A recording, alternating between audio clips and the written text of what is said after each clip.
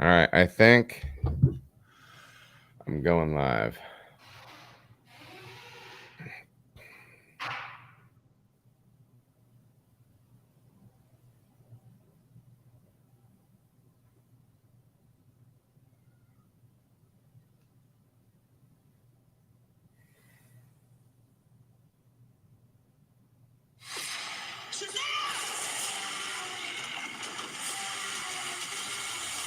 Say the word. Shazam!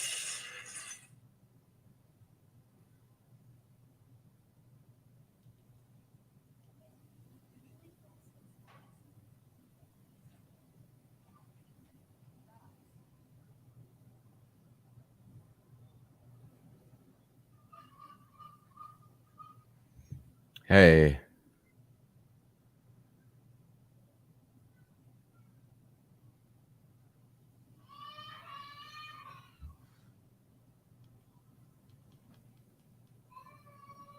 Hey, hey, hey.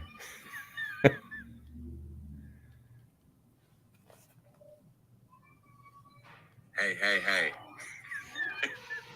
Yeah, boy.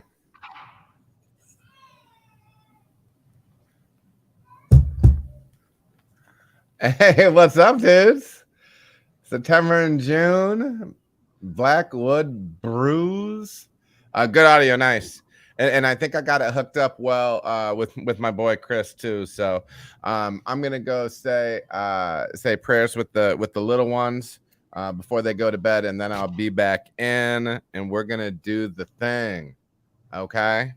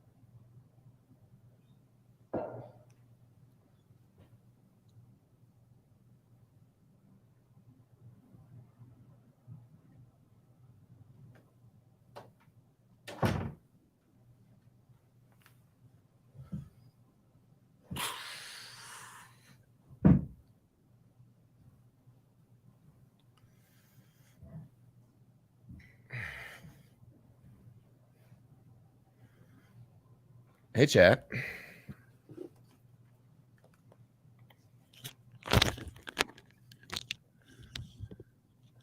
What's up, backyard?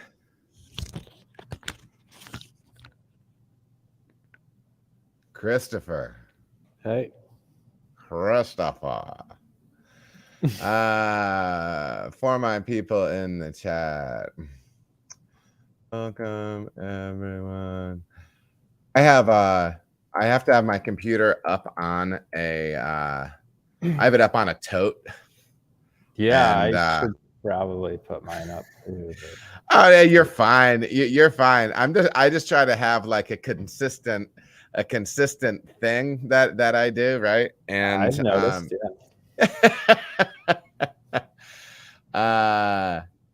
yeah, welcome everyone. And so yeah, so that when I have to type, I'm like typing like this is like I'm actually typing like up by my chin right now. Like I can barely see the keyboard. Tell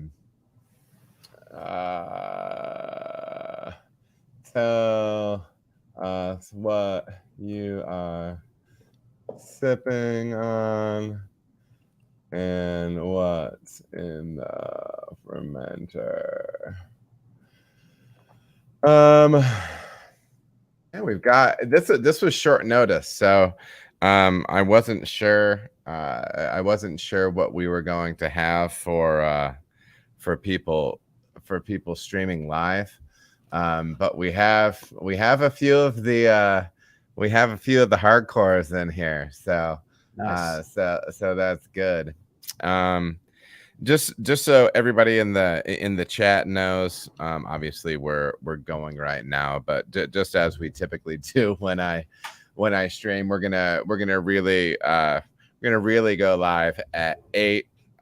It sounds like everybody's hearing everybody well. I know you're hearing me. Let me know if you guys are also hearing Chris. And, yeah, let me know, because this is not great, but yeah.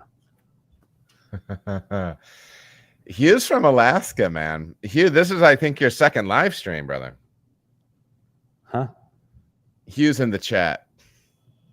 Yeah, I'm seeing that. Okay, yeah. He's what up, Hugh? He's aloha from Alaska. That's right. I remember. Okay, good. So both of our audios are good. So yeah, chat, when as we go, this is going to be a little bit more of a directed conversation. If you I'm not sure if all of you were, thank you, Stephen. I'm not sure if all of you were following the channel at the time or have seen the content when I did a sit down with Rockney Van Meter from oh gosh, it's slipping my mind. Formerly Bastogne, but now it's not Black. It's not Black Forest. It's in Flint. Yeah, it's in Flint. Redwood. There it is. Redwood. Mm-hmm.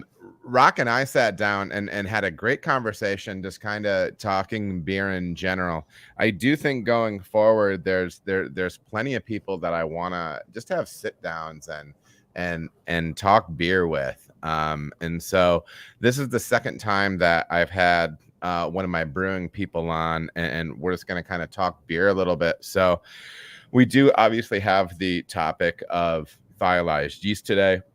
And we're going to be going through all the things we've been doing with that. Like if I know Chris at all, like we just try to, and I know what I've done is, and what I want to do, and I think some of the things he's done is, you read how you're supposed to use it, and then you try out different things, and the stuff that he and I are going to talk about today is going to be based in research, but we're going to be kind of just talking about like our anecdotal like experience with it as well too. So yeah, I do encourage you to still drop questions in the chat. as we go, and I'll probably have to scroll back through. I'm not sure how many of you are going to be in here today, but we'll do, if Chris has time for a Q&A at the end, we'll go through and take some Q&A, and yeah, I think that'll be that. So what's good, man? Hey, do you have snow up there, man? We didn't 24 hours ago, and then we got like 6 inches in a matter of like 3 hours. Yeah. It's like, you're Michigan, right? It's like I know what it is. The third I know winter. what it is, man. Well, and the thing is there's an element of it that I miss, but there's a lot that I don't. Yeah, like waking up a little extra early to start the car and shovel the drive, and yeah. Well, honestly, I mean, the worst thing down here is they don't do anything to address the road situation. So like, if it snows on the weekend in particular, it'll just snow, and like they have the capacity to plow and salt and stuff, but sometimes they just don't. So that gets weird. But yeah, I mean, you're up there in the Great White North. Yeah, I mean, so they don't really plow either until it's like done.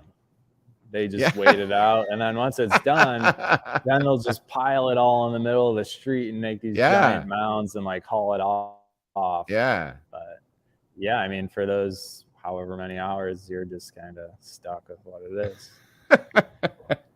And they don't salt either. It's all sand up here. Yeah, because it's so cold, right? Cold, and I think they don't want salt because we're right on the lake. They don't want salt drifting into the lake. Sure. Yeah, I was talking to some guys up in Cleveland, and they were saying that they feel like when they track their water profile through the winter, they feel like they get higher salt contents. Interesting. in their water. I don't have any hard numbers on it, but it's interesting. It's interesting. But yeah. So what else? Is there anything else that popped into your head about what we should check off the list today, Chris? Because just the list that we put together, we're basically going to talk about like grist, stuff on the grain side, mash hopping rates and varieties, how and when we're hopping, fermentation temps, dry hop timings and rates, yeast blends, Phantasm, process aids, Whirlfloc, Biofine, Salvo, Incognito, Spectrum. That is the list. Sweet. If there's, and to me, I mean, as long as as long as we're talking beer, I'm happy. I mean, this is kind of this thing where I don't think we need to be too concerned about whatever. I think people just like to hear people talk about what they're doing, and my whole thing is, and which it seems like you've seen some of the stuff, like where I'm coming from with it. I'm never trying to preach like what I'm doing is gospel. It's just all part of the path of learning, getting better at it. So and I think this is super cool that we're talking about this, because I haven't had an opportunity to talk about this stuff like this before. It's usually just me and my brew team and my boss that sit around and talk about it all day. And continue to learn about it all day, but to like talk to others and hear what others are doing is really interesting. So yeah, I'm excited. Yeah. Well, awesome, man. Well, listen, it's 8, and we'll go ahead and kick it off. Hey, everybody, welcome to the live stream. Today, I am joined by Chris Schneph, lead brewer from Stormcloud Brewing, and we have some history, man. I remember a dear friend of mine, Andy Gallagher, that the three of us all used to work together. He used to give me a hard time because when Chris started coming into the brewery to help out, I had been burned by some other people in the past, so Andy felt as if I was passive aggressively refusing to learn Chris's name, and I would just call him the tall kid. And, but Chris ended up to be, Chris is like legit my first one that I trained up into the, that opening step, right? I'm not trying to take credit for too much here, but it was that first step, and we always joke around with the brew babies and the subsequent brew daddy, or brew father, or I like daddy. Well, I'll tell you this, so that some people might already know. So my kids got me this for Christmas. It's a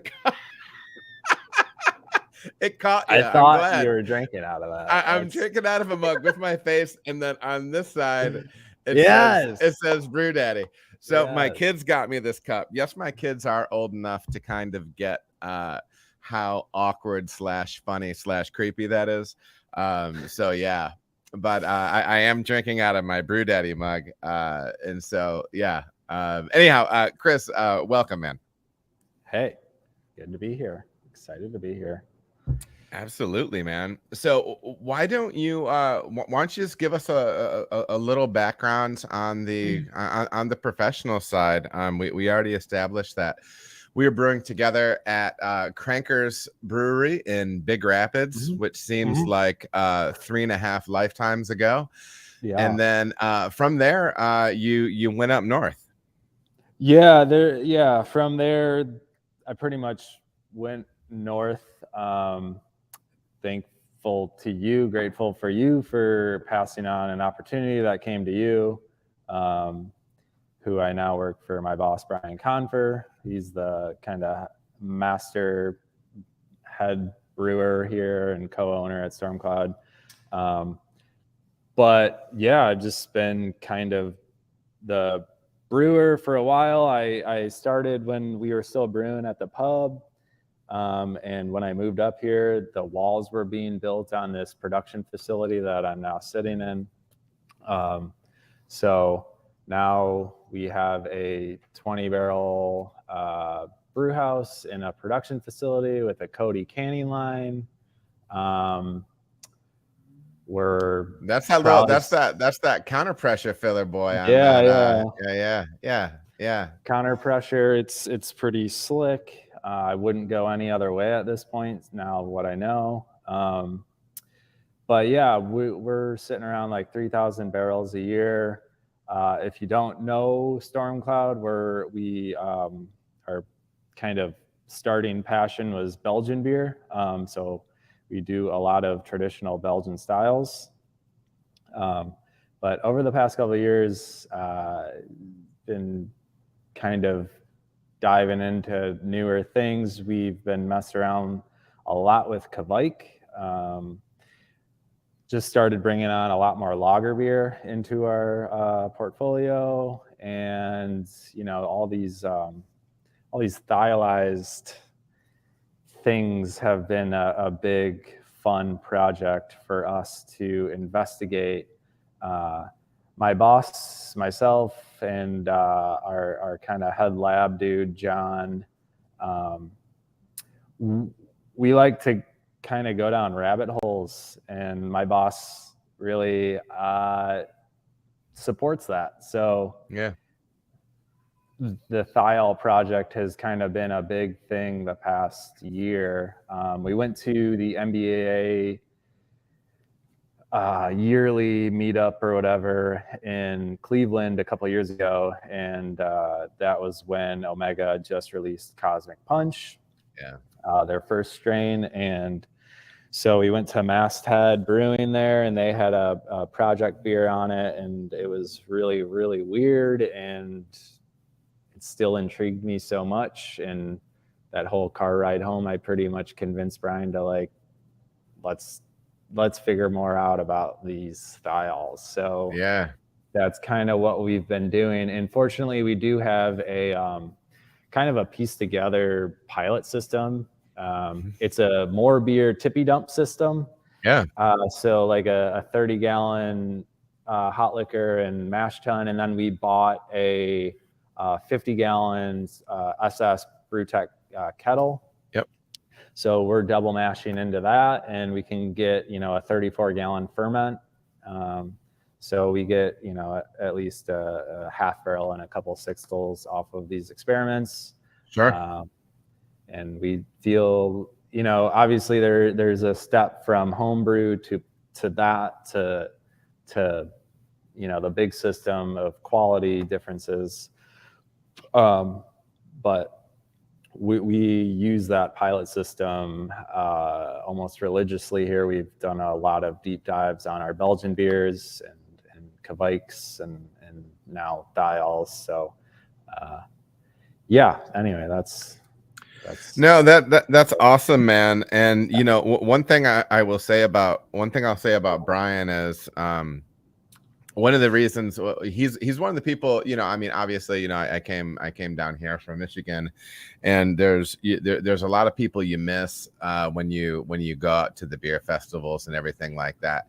But I'll say, well, one of those people for real though is Brian for me, because Brian would always come up to me at a festival and he'd be like, "Hey man, how's it going?"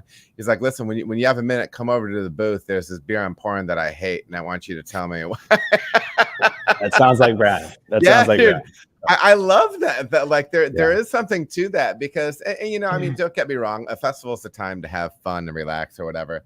But like, I would much rather have a beer with the guy that is going to be critical about his own beer, as opposed to the guy who's not, you know. And I mean, you know, we are talking about like on a, I don't know. So yeah, I always like Brian for that, and I always respect that.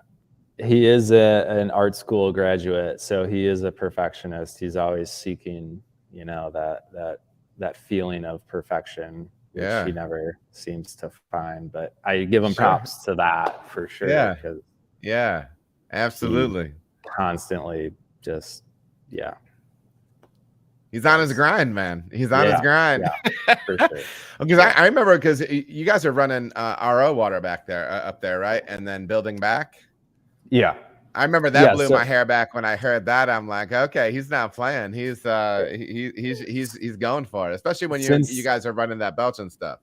Yeah, since the day he bought that RO system, that is one of the deeper rabbit holes he's been in and hasn't quite come out of. And I respect that so much, because I've learned so much about water from him, and I feel like, you know, we always talk about like, you can make great beer, but you know, like just to to make it a really good beer to a great beer, it can come down to water. Like, sure. So sure. Yeah. I mean, I do think it's water, and depending on what kind of beer you're making, but you know, I think in a lot of cases that is some of those last few percentage points. Right. And, I don't know. I think it's one of those things where it makes a big difference. It makes a big difference. I know not everybody is super dialed in as far as work with water and whatnot, but I do think it can be one of those things. So listen, we have kind of a list of things that questions that or at least topics that we want to work our way through here, and we're gonna start knocking our way through this. So let's just kind of make sure we're on the same page. Now, I do want to say it appears as if we're wearing like almost identical. Nice. Now this is actually, so my children just made the shirt for me. Oh, that's cooler. But yeah, we're twinning up here. I'm still in my work clothes. This is my Dickie shirt on top of this, and so yeah. I was planning on wearing whatever I wore to work, but I literally got a beer shower today. The first time that's happened in a long time. But, it'll keep you honest. You know, it'll keep you honest. So yeah, we do just kind of have kind of a line of topics, and we'll knock through those. But kind of, and maybe you can break it down a little bit differently, but we're talking about these thiolized strains and thiols, and I mean, kind of nutshell, Omega, and then Omega might have been the one to popularize or to get out kind of kind of mainstream it a little bit. And yeah, I mean, really, it's just a situation where these are genetically modified yeast, typically, like the ones that are really being pushed. They're genetically modified yeasts that have the capacity to unlock. Is this the right term? Kind of unlock this thiol generating capacity in yeast? Yeah. I was just reading something today that Omega was putting out. And there is a much more scientific term, but yeah, like I explain it as like biotransform, or just unlock. yeah. And really big picture is these thiols are compounds that are perceptible at extremely low levels, comparably compared to other aromatic compounds in beers. And some of the unique things about it is that you can generate citrus / tropical aromatics out of hops that you don't typically think would be tropical citrus. Even out of malt can also play a role in that, and other things as well. So this is kind of one of those. I mean, I always say, like, I think Citra was the first big thing when I was getting into the industry, right? Like, Citra was the holy grail. And if you made an IPA with Citra, it was going to be amazing. Before that, it was barrel aged.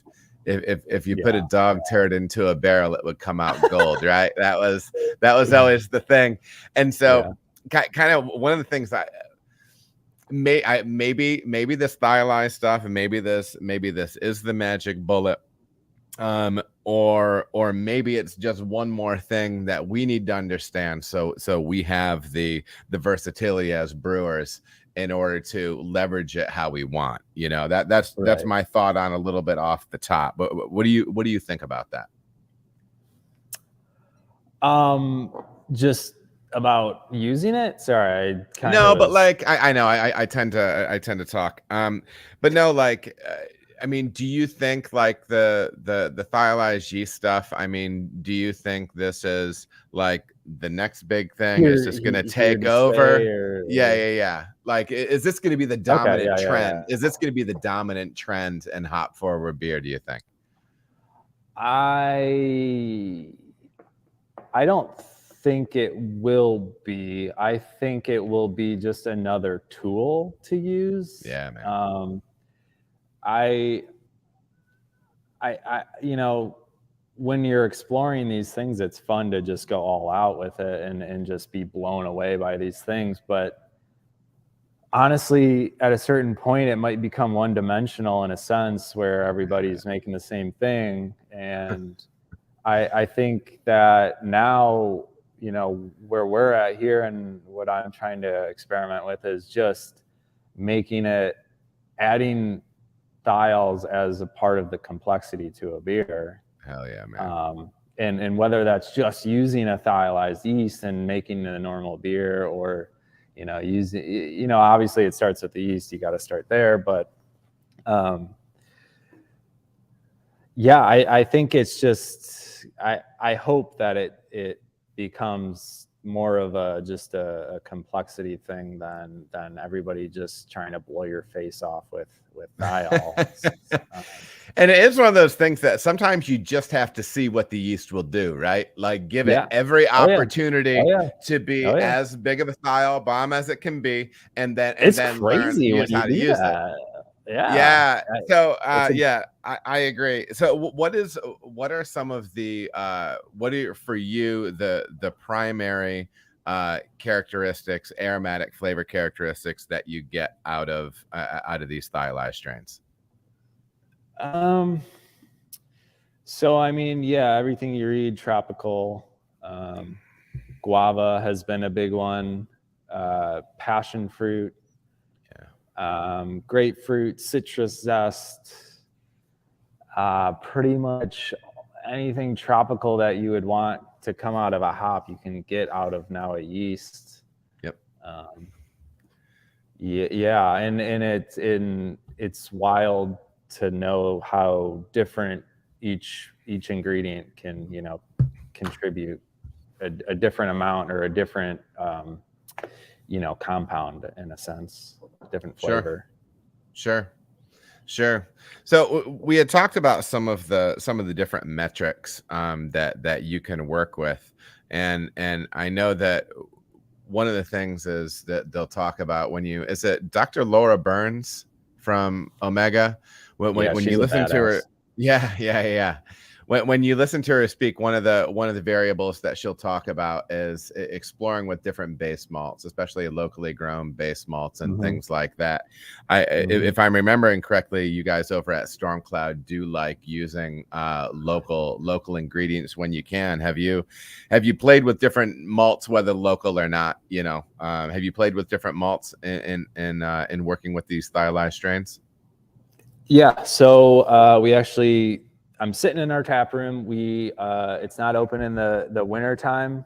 It's a part of our brewery here, but we do tap room Thursdays every other Thursday. I don't know if anybody listening is close enough to come to these, but we do experiments, and we put experiments on here.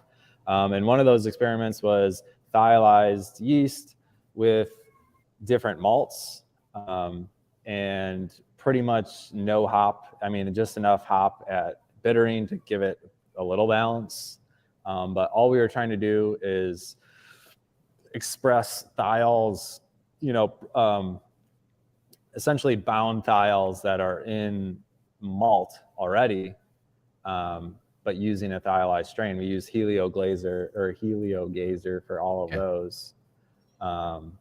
So we tried 4 different malts, a local malt, Empire Malting, who is right up the road from us. Allison is one of the most badass ladies I know. She pretty much does everything there, from growing all of the malt herself in her fields to then harvesting to then malting on equipment that she built herself. Oh, that's crazy. So yeah, she's really, really cool. So we used hers. We did the supplier we get a lot of our base malt from right now is Swan. They're out of the Netherlands. So we did their ale malt versus their Pils malt. And then we also used Wireman floor malted Bohemian Pilsner malt because we had it on hand and we just wanted to see what would happen.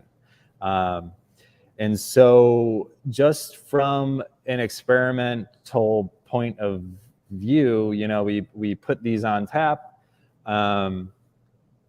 and let the consumers decide. But then we also did a little brew crew thing, and tried them all out.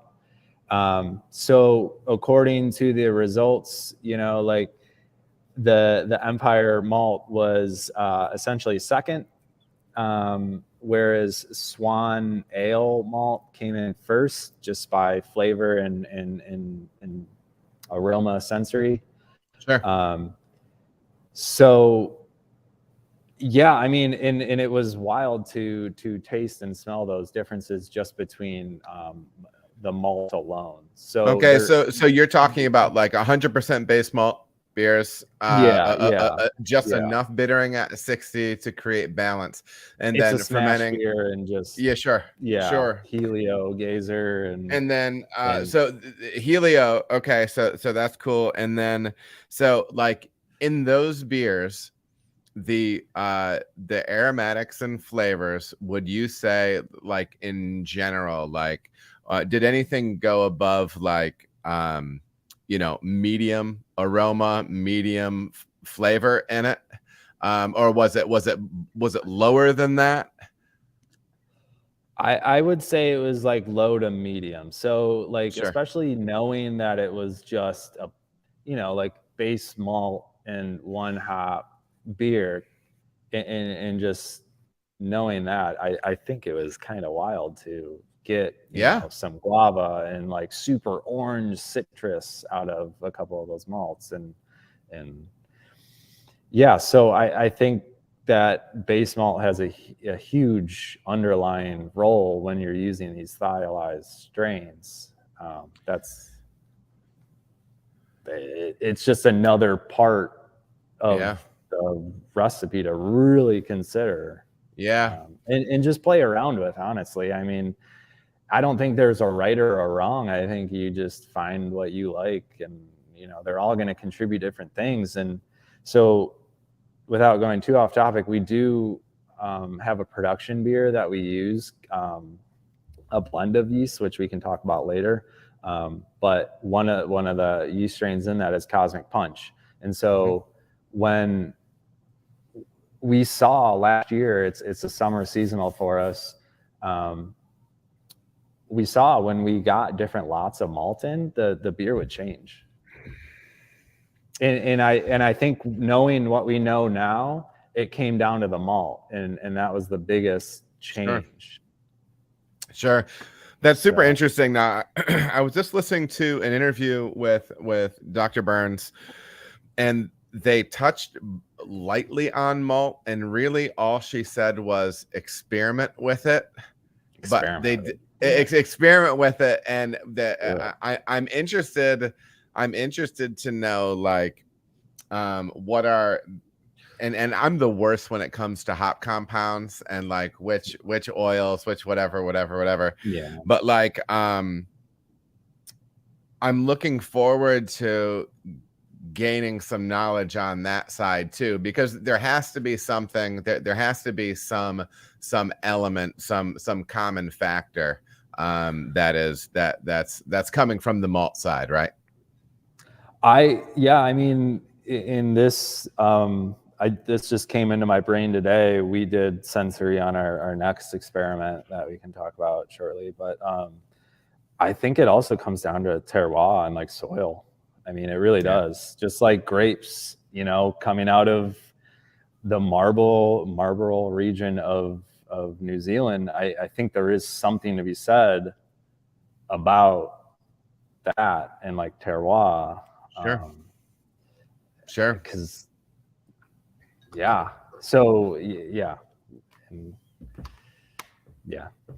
that works for me, man. Works for me. So let's jump real quick, kind of sticking on the malt side. Some of the stuff that I have heard from a research standpoint is potentially wanting to limit the amount of, because kind of if you look at, are you familiar with New IPA by Scott Janish?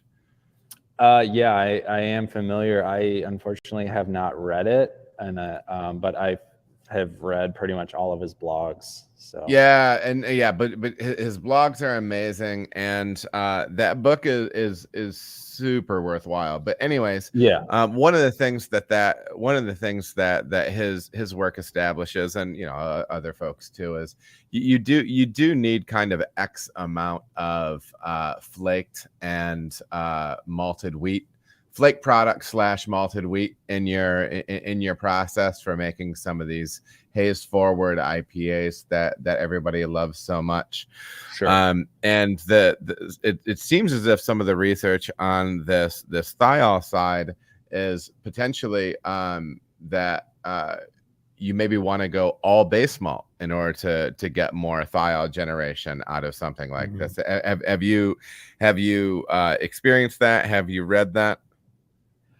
I've certainly read that, and I would say that I don't have any argument against that. I have brewed, we had a huge thiol heavy IPA on last summer. I threw so much oats into that, but it still came out so thiol in your face kind of thing. And but now, just continually learning, when I write a recipe and I don't want thiols, then I'll add some adjuncts, so that's another way to kind of dial in or dial back your thiol load, just going in expecting a lot and just dialing back a little bit and making it just more of complexity at that point. So yeah, I would agree that, wheat and oats, and I just brewed a cold IPA yesterday and intentionally added quite a bit of rice to that to kind of dial it back a little bit. Sure. But yeah. Sure. Yeah. So, and then kind of the other thing that blew me away about this whole thing when I first started looking at it is not only are we using hops like Saaz, like Hallertau, like Cascade, not only are we using those hops in order to generate these flavors, we're using them in the mash. And kind of the crazy thing is it's almost like the whole process has been flipped on its head, because it used to be that you would try to be stacking up all of your hops later and later in the process when you're trying to make these hop bombs. And then it seems like when you're utilizing some of this stuff, there's actually far more utility to that happening in the mash. Have you been doing mash hopping with the beers that you've been making? Oh yeah. Pretty much any beer that we use the thiolized strain on now, we're gonna throw some hops in the mash. And actually, the last experiment we just did was all mash hop. So we took the same concept, used a single malt, and then a single hop in the mash. With this time, we intentionally use Cosmic Punch because it is a part of that summer seasonal that we do, and we just wanted to see what, so if we could, I don't know, what if anything we could try to make that beer better. So yeah, we did single hop, single malt with Cosmic Punch. Pretty much all the bitterness came from mash hop. There was maybe a touch at 90 minutes or whatever, but we tried the 4 hops that Omega has kind of been preaching from day one. Which one did I miss? Because I mentioned the Saaz, Middle Fruit, and Cascade. There's another one. Calypso. Yeah. So from that experiment that I just did sensory on earlier, I mean, and other people, this is opinion based. This is all sensory opinion based, but I did not like the Calypso one, and they were.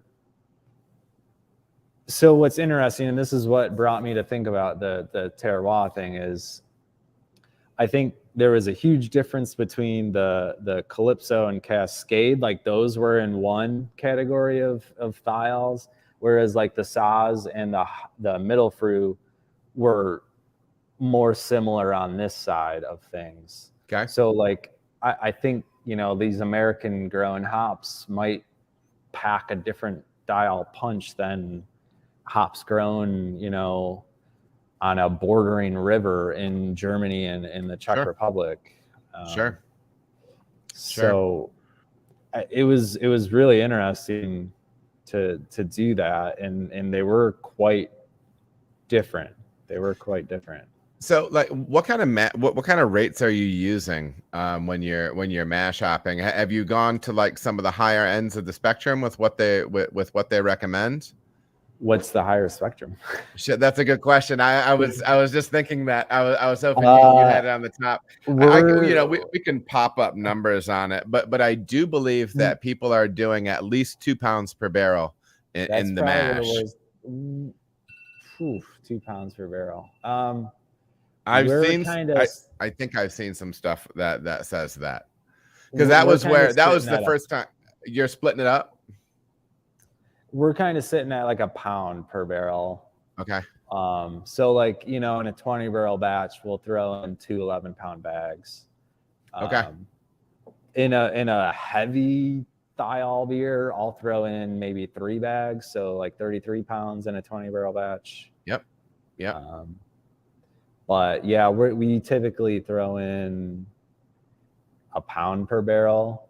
And again, another tool to just dial in is dial that back. So you know, you can throw in a little bit and Sure. just to get something going. Yeah. And you're doing something that I actually I want to dive into, because we keep you keep making reference to it, but I maybe want to bring it up once we're done with the various topics. You're talking about the hibiscus beer that you're making with the Thiolized strain, right? Is that what you're referencing? And that beer is called, I can't remember.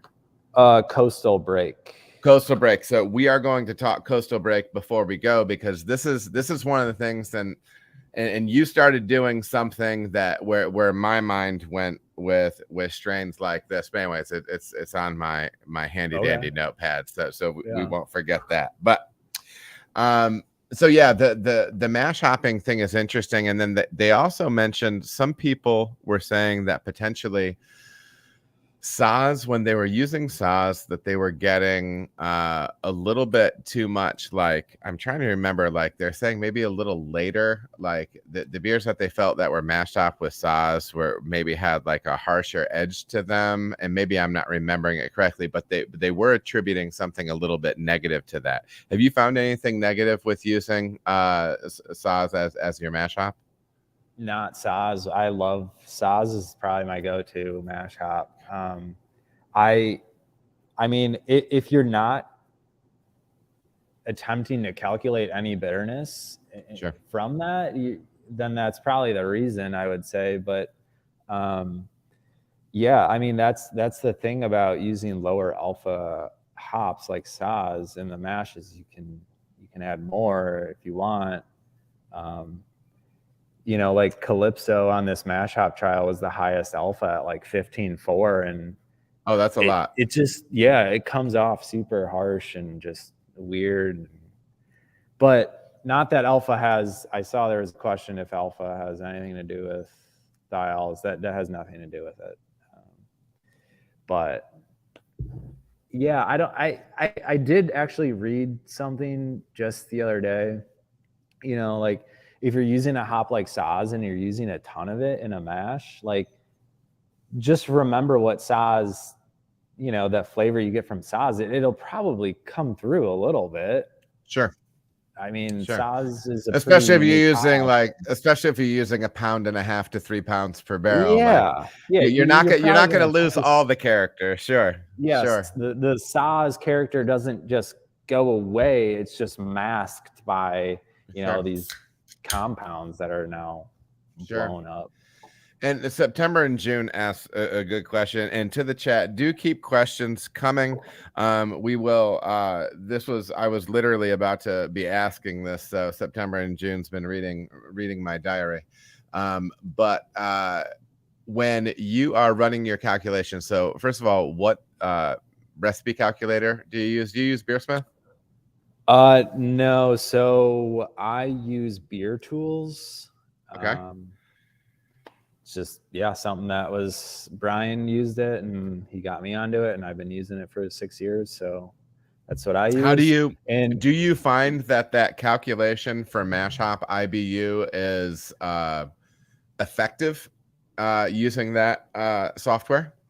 So we have not actually sent a test yet to verify, but we took, you know, everybody's suggestion of take 30% of your bitterness. That's what Omega's saying. That's what Escarpment's saying. That's what everybody's saying. And we found that the way we enter our recipes in Beer Tools, using a specific utilization setup, it's not just the standard setup. It's like the Rhaegar versus the Tinzinth. So that matched, because we've sent in IBU before using that, and that fit, you know, that fit our recipe writing. So we took 30%, and we found that if we add those hops on that recipe generator or calculator at 13.5 minutes left in the boil. So we add it in at 13.5 minutes on our recipe writer. Well, So that's how we like, do it. That's sure. how we do it. You know, back in the day, what I used to do was when I was using Pro Mash and I was whirlpool hopping for that first IPA I was making at Crankers, I entered that as a 20-minute. Yeah, well, yeah, 0 minute in Pro Mash was 0.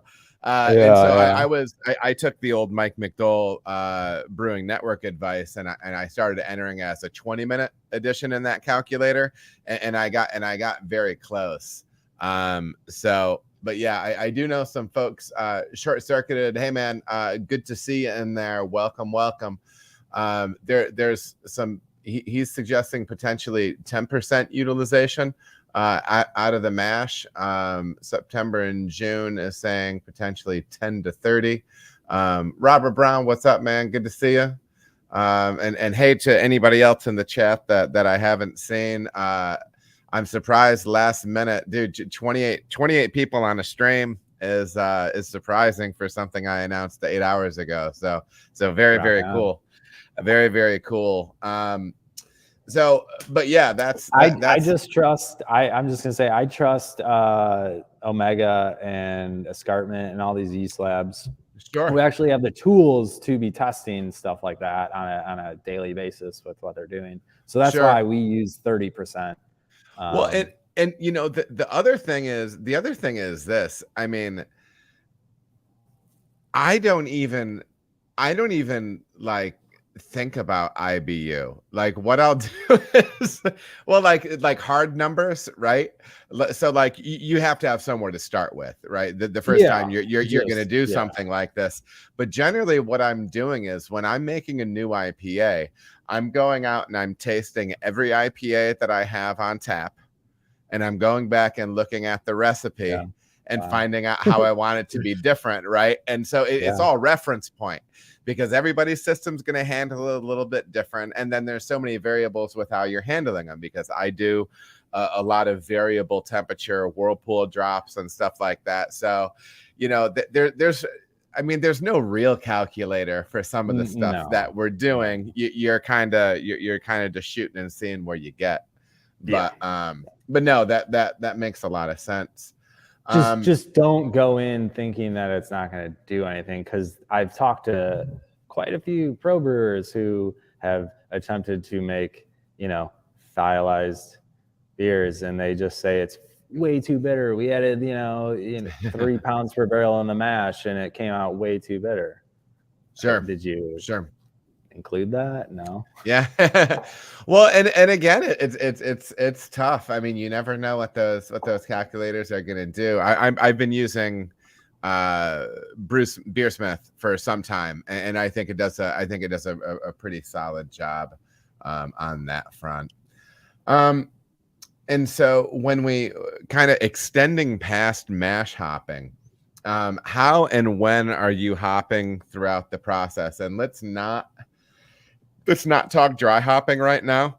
So we've talked about having hops in the mash, and then there was days where your IPA would have a 60-minute, a 45, a 30, a 15, a 10, a 5, and a whirlpool, right? Like we've gone through those stages. With beers like this, where do you find yourself? Where do you find yourself falling as far as these hop additions after the mash? I would say it really depends on what I want the thiol load to be. So let's start here. Let's start here. Sorry to interrupt. So if we're just going to start and say, let's blow the top off. Okay. Let's make as big of a thiol bomb as we can.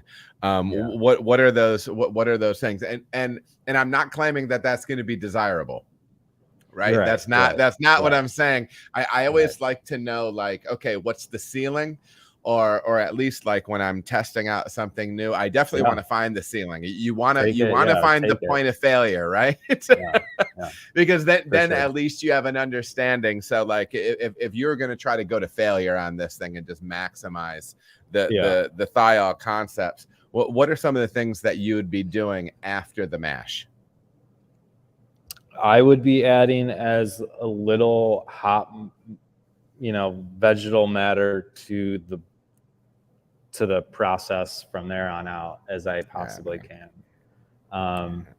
I would make, ideally you would use some bittering oil and then whirlpool at a hop stand temperature with like salvo oil and throw Phantasm in there. All right, so why are we talking oils right now? Because what's there seems to be a connection between on some level reducing the impact of or the contribution of thiols or the expression of thiols in these beers, and it's kind of directly linked to one thing, and what is that? Like hop vegetal matter, green matter, man. Green matter. Yeah. Isn't that interesting to me? I remember when I was first going through that stuff, and I remember I asked you a while back, I think it was just via text. Every once in a while Chris and I will shoot each other a text about something, and hopefully I just didn't burp audibly into the microphone, but anyway. Burping, so sorry if you hear me. I haven't heard you burp, but I remember asking you, like, so are these thiols like, does it come across like hops, or does it come across like fruit? I remember having that question for you, and now that I'm playing with them myself, I kind of know where I sit on it. But yeah, man. So it does seem as if you want to be reducing green matter, and so this is why all these advanced hop products start coming into play. Because when you look at that research from Omega, they're talking about really curtailing those things as much as you can if you're trying to go for thiol bomb. Yeah. Right. Yeah. So yeah, you think about it the other way. If you don't want a thiol bomb, just add a little bit more hop matter. Add, these things that they're saying. I believe it. Add some adjuncts to your mash. Yeah. Just to dial it back. But yeah, so the oils, that would be the way to go, and I've certainly seen that here. Which of these products have you used? Because we've talked about I'm jumping up to here. So like there's Salvo, there's Incognito, there's Spectrum. Have you played with all of those? We've played with the Salvo oil. So that's like a Whirlpool edition. In theory, it's all beta acid. Okay. And so the impact of using all beta acid would be what? Just all like flavor and aroma with no added bitterness. Okay. Like in theory, you could throw it in like at flame out, and that's kind of what they suggest, or at like 5 minutes, so it kind of homogenizes a little better. Sure. I will say with some of these oil products, just really, I don't know, read up on them and figure out the right dosage rate. They can, if you try to push it, you can taste it. It tastes like hop oil sometimes. Like, so let's dig in on that a little bit. Do you find it to be like, is it artificial? Is it? No, it tastes like hop oil. Like, okay. Just so are you resiny. Talking about like, okay. Yeah. Do you believe, do you feel as if you could also like be pulling like, because I have like no experience with those. I have no experience with those products. Do you feel as if there's like an actual body mouthfeel, like actually a tactile difference, or no? I think if you push it far enough, yeah, it'll be a coating thing in your palate. Interesting. Yeah. So I was listening to a great interview with Kelsey McNair, I believe, it was on Craft Beer and Brewing, and he was talking about making Hazy IPA. and I think he just won at one of the big boy competitions for Hazy, and I forget which hop product it was, but it was one of those advanced oils, and maybe it was one that gives that does lend bittering. Which is the one that lends bittering from those, Chris? Do you remember? Salvo, Incognito? No, I think Incognito and Salvo are kind of the same concept of like, but Incognito might have alpha acid, if that's what you mean by that. Google it, people, because I think one of them is supposed to really just be explicitly flavor and aroma, and then one also, and one has bittering capacity as well. But anyways, that's an easy enough thing to Google, so I'm not gonna. I'm pretty sure Salvo is not supposed to bitter. Okay.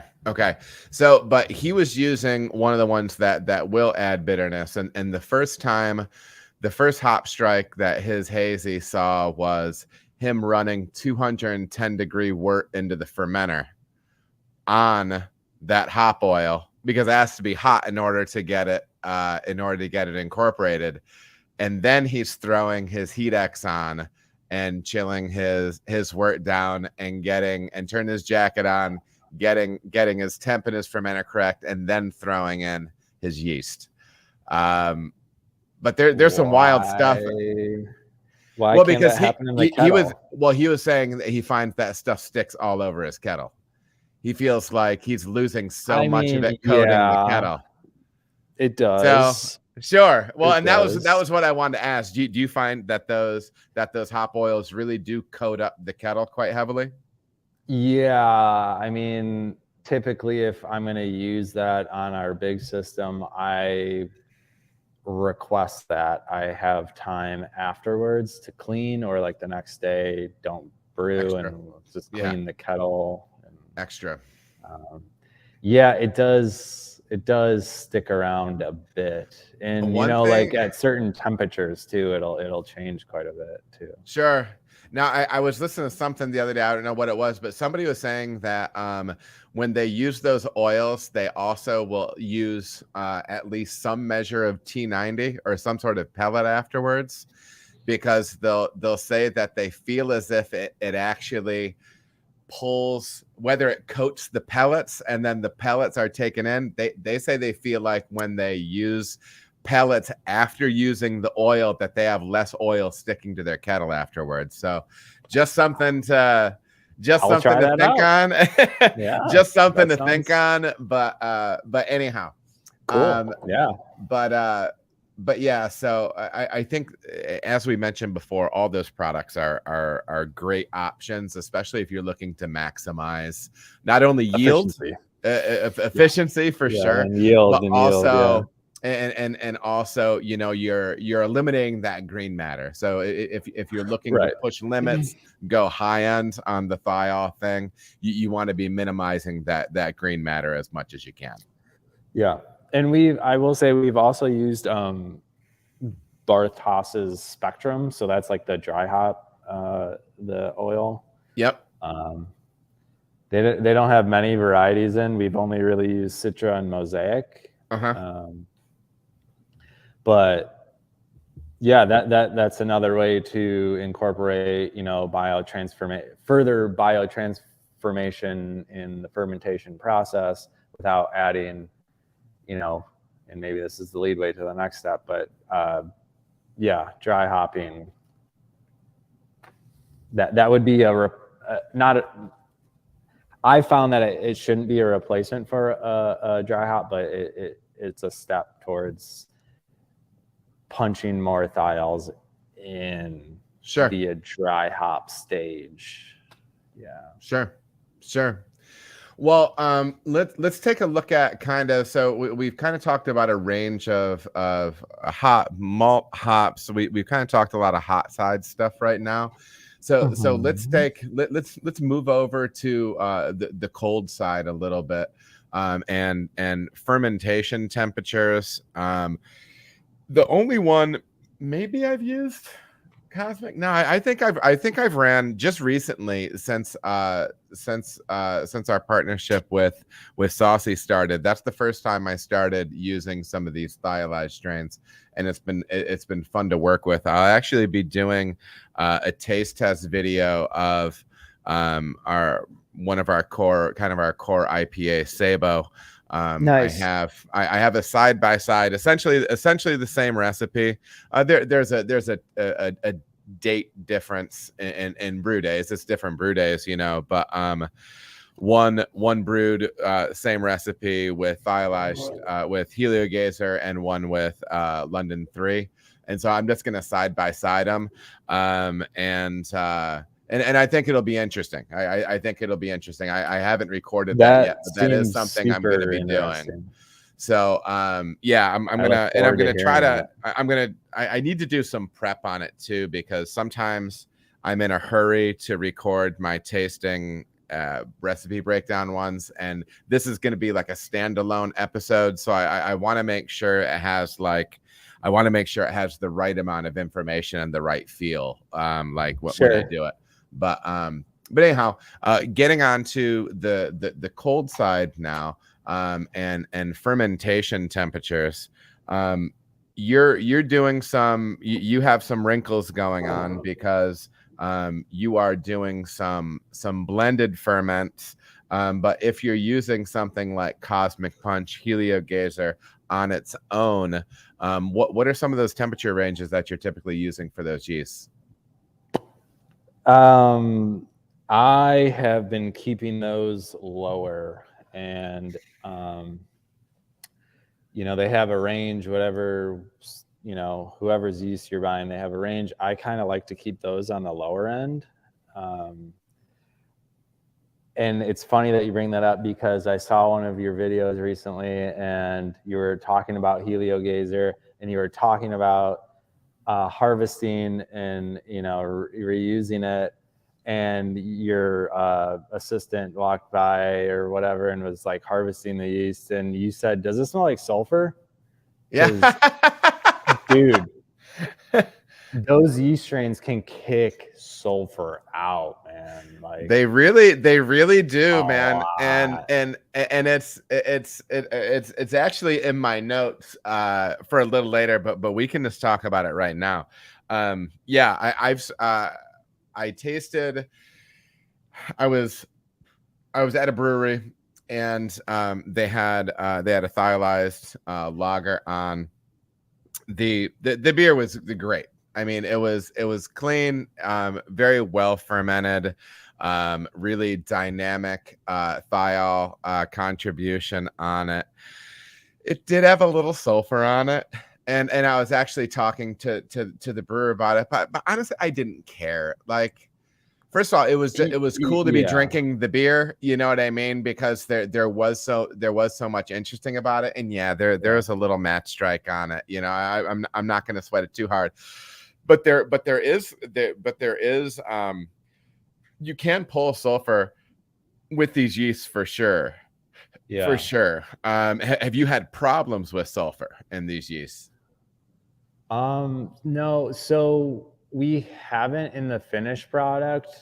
And I think there is something to say about maturation time. So just letting these thiol heavy beers specifically kind of sit and just finish up, not in a lager sense, but not in a lager time span, but in a lager sense. Just let them finish up and clean up. I mean, so my thought on this is that we are pushing, these thiols are essentially sulfur compounds, and we're pushing the I'm glad you said that, because I wasn't sure. Loading the beer up with sulfur compounds. Yeah. Or the wort up with sulfur compounds. So, if that yeast can't get them all, what's left is these sulfur compounds. Sure. So I think, the heavier you go to try to blow your face out with thiols, you really need to be conscious of that and let maturation happen. And in my experience with these strains, I think the lower temperature has minimized the sulfur output, I guess, in a sense. You know, I'm fermenting like Heliogazer at like 64, 66. Typically Oh, with like that's an low. IPA or That's like, low. yeah. I've ripped some stuff on the higher side, and I don't have any of the tasting videos out on that stuff. But I have been. I have a beer up right now called Throwback, and we can actually talk about this when we get into dry hopping a little bit more. Yeah, it But sounds like a lovely beer. it was clear as hell. But it was made with Heliogazer. And it does I had a have question like about that. yeah. It does have that real it has that big passion fruit thing to me, like explicitly like dense passion fruit, and it does like trend into like it's this line between passion fruit and sulfur, and it's not a farty beer, bro. I would tell you if I would tell you if it was farty. I've made farty beer before. Okay. Oh yeah, but it's not that, but like you start to realize like the lines between these different flavors and aromatics are much closer than you think, right? And sometimes it's a little eye-opening, but yeah. So anyways, what did you say? You had a question about that beer that I was just talking about? Well, that might come is one of the topics that we're gonna. Yeah, so I yeah. don't know if you wanna, We'll talk dry hopping. So let's just it make sure. was dry hopping and process aids that I want to. Yeah. And I think this is, I think for me, this is a dry hopping issue, not process aid at all. Okay. So No. I'm curious about the process aids you used. To make that beer what it is. Using that yeast strain. Yeah. Yes. And I will tell you this. I think it's this and this only. You dry hop on day one. The only beers that I have firm hopped, the only beers I firm hopped are the clearest damn beers. Sometimes I wish I could make my lagers as clear as these friggin' firm hopped beers. Like, and I'm saying day one, like within 24 hours. Every time I've dry hopped a beer within 24 hours of yeast pitch, it comes bright. I'm using London 3. I have 20 to 25% wheat and or oats in it. There is nothing about these beers that should come clear other than the fact that it's firm hopped within 24 hours. Now, if you listen to Laura Burns, Dr. Burns, her stuff, she's saying the closer you get to day 6, 7, that's when you're going to throw a lot of haze with that dry hop. Sure. Yeah. But that's why that got clear as hell, because I'm serving Sabo right now, which was made with Heliogazer, and it's got plenty of haze, and it has 100 mils per barrel of biofine in it. I biofine all those beers, and they hold haze. But what it does is so we're talking process aids, people. Yeah, that's what I wanted to talk about was biofine specifically. So and this is all Scott Janish stuff. So this isn't anything that I'm figuring out on my own. But I think you pull the hop bite or the hop burn, the polyphenol burn out of those aggressively dry hop beers. So I think those beers hit prime quicker when you're doing that. But we're talking about beers that are receiving 3, 4, 5 pounds per barrel dry hop. You know what I mean? That kind of need some of that time. But for me, so what I do is I do 150 milliliters per barrel for my beers that I want to be really bright. So for lager, I'm doing 150 mils per barrel. So for my hazy stuff, I'm doing 100 mils. So I'm using a third less in those. So I'm not giving it like my full. I really want this thing to be clear. But yeah, so I'm on the process side. That's what I'll use. So 2 questions. You're still retaining constant haze using biofining? And now I don't make my IPAs don't come out like on the turbid end of what people expect for it. Yeah. Like there's my hazies, and like sometimes they're a little clearer, but like they're at least like, I don't know, like somewhat hef-like looking, you know what I mean? Like they're not chunky or anything, and it doesn't, but you can get light through it. It's not like you're, you know, just, you know, something like that. But I just made something like that. Yeah. Okay, so my question with the biofine and using a thiolized strain, like, and I actually asked this question to Omega and Dr. Burns there, and Dr. Burns said so my question was like, do processing aids, you know, just like hop, you know, vegetal matter, strip out these thiol compounds because they're so volatile? Does something like Whirlflock in the kettle or biofine, you know, post fermentation, do those also strip out thiol compounds? Will you see a reduction in that output, you know, from Sure. What was her take tank? on it? She said that no, the hot side stuff shouldn't have any problem, and she genuinely doesn't have an answer for the biofine side. So I was genuinely curious to. Well, I'll say this, and I haven't done any experiments yet with these strains of just trying to make like the absolute, you know, bomb level of thiol, but I will say that it's a noticeable difference between from like those. To bright. No. I'm just talking about from London 3 to Helio Gazer. Okay. You know, like with this, with roughly the same beer, there's a noticeable difference, and like my people have noticed it. Like my customer base, I'm getting questions about how did I change the recipe to Sabo, and I've brewed that beer different almost every single time I've made it. Nobody has said anything. And are they saying how or why? They're saying it's different, and why is it different, right? Yeah. And why? and it's not that, and they're saying that the beer still tastes good, don't get me wrong, but like, how come it doesn't taste like it used to? Now, sure. Again, like I said, I've been changing that beer since day one, right? Yeah. And so this is the first time where all I did was swap the yeast out, and people are like, hey, something's going on, right? So there is, and again, anecdotal, but you know, there is a difference there. And my guess would be is I would be surprised if biofine, and I am using it at a low level, I would be surprised if it had a major impact, because the difference that my people are seeing and that I'm seeing with those beers is relatively significant enough to get comments.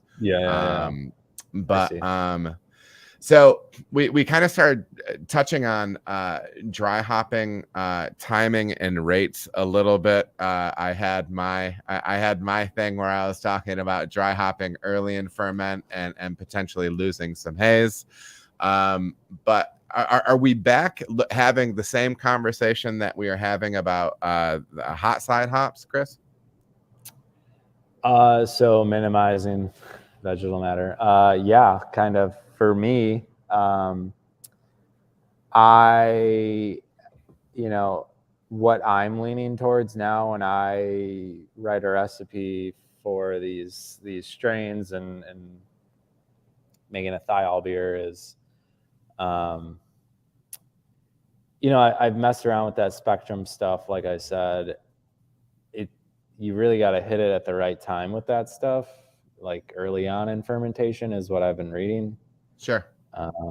And I, for some reason, had a hard time understanding that, especially with like adding hops super early in the fermentation. Like that just blows my mind. I had this thought in my mind that, you know, especially if you're fermenting something so vigorous, my concern would always be you're blowing out everything you're putting in through fermentation, but obviously that's not the case. So yeah, I have been another tool to dial in thiols is the dry hop load. So, Sure. bigger load of vegetal matter you add, the less, the more masked those thiols will be, or potentially stripped out, essentially. Sure. Um, Sure. and And so, another use case for some things like potentially, because you're cutting back green matter, something potentially like cryo. I've noticed I've noticed some big differences in some of my beers, just like as far as like a saturation. Like I feel like when I was absolutely destroying my standard house IPA with cryo.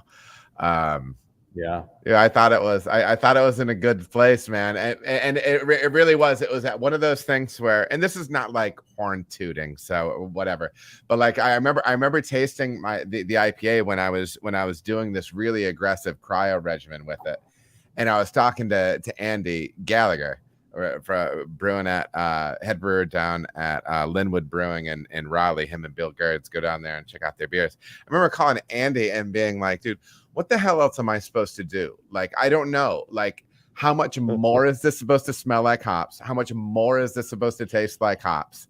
Like, Yeah. And I'm not saying that I hit perfection with it, but it's like, how much more do I need? Because there's no bottom to, like, in my head, there's no bottom to like that. I remember when we were brewing at Crankers, I was brewing with Bill Gerds at the time, and he and I had always talked about making this double IPA called End of the World, and so we ended up making this double IPA End of the World.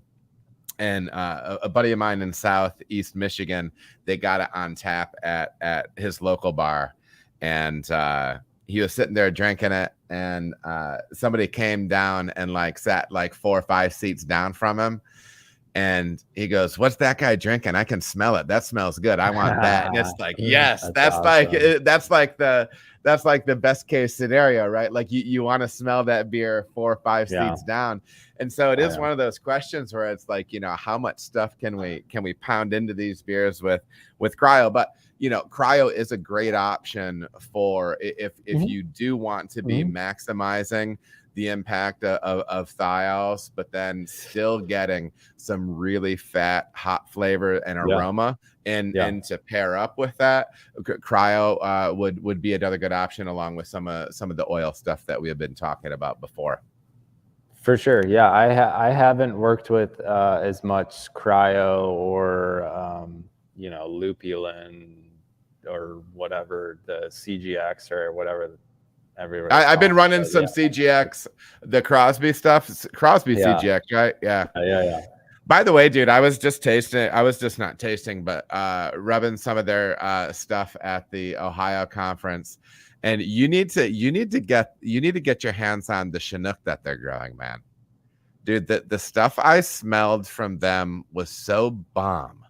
I never would have thought that was what kind of bomb, because the whole concept is like Michigan Chinook is the best. Sure. Well, and I'll tell you, like, from what I hear, Michigan Chinook is good. But like this was, I was expecting pine needles and maybe a little light citrus, man. But no, this was brighter. I would have swore this was a hop boy hop. So but yeah, and plus they're Idaho too. That's who we buy Idaho baller. From. Yeah. I use Idaho a lot. Crosby makes killer stuff. They should totally sponsor me. They should.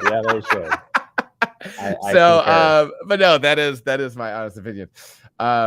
But something that we jump past that we probably need to talk about, which we should have, is when we were talking about some of these thiol boosting ingredients. Why don't you talk to me about Phantasm? I remember when you sent me the picture of that label and you're getting ready to start throwing around some grape skins. We got lucky. I kind of went through this weird process of getting my hands on it, but I got it. The dark web. Yeah. Yeah. Well, no, I mean, like the whole process to get it like a year ago is so weird. I mean, no offense to Yas at Phantasm, but yeah, I had to hit him up on Instagram or something and was like, hey, how do I get some of this?